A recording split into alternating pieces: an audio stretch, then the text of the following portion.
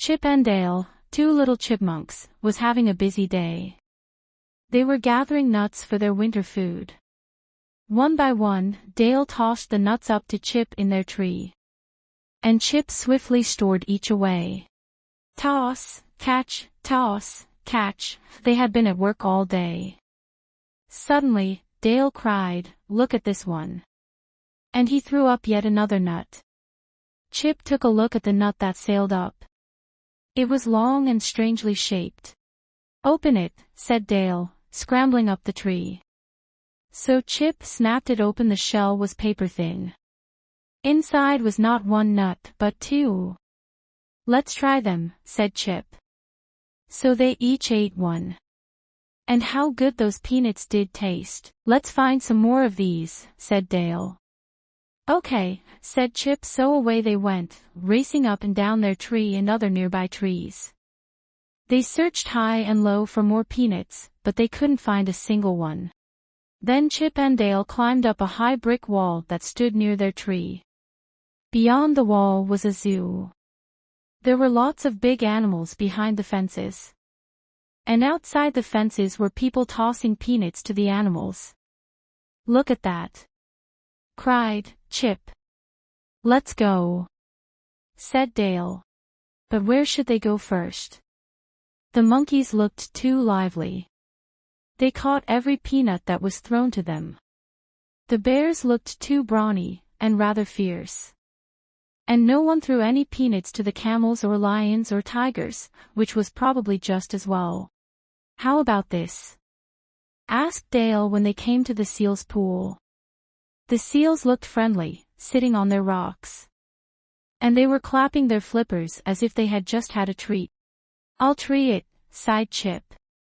So he scrambled up onto the rocks beside the seals.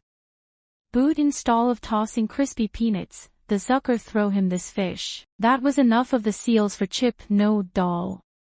They're wandering on, feeling rather sad. The elephant if they work. The elephant study there, big and solo, in what seemed like this sexy of peanuts. "This is for us." So in a throw, they sealed. They scooped up whole big armloads of peanuts. Then, ever so quietly, they started for the wall that stood between the zoo and their hollow tree. Dale tossed his armload of peanuts into what he thought was the doorway in their tree. "Why, that's the elephant's mouth!" cried Chip. "Mouth!" cried Dale, and he ran away so fast that he bumped into Chip at top speed, and scattered Chip's peanuts everywhere.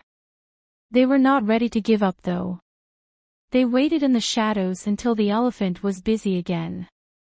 Then they filled their arms once more and started for the wall again. They made it to the top of the high brick wall with their armload safe and sound. Then, rat-a-tat-tat. They were pelted with nuts from behind.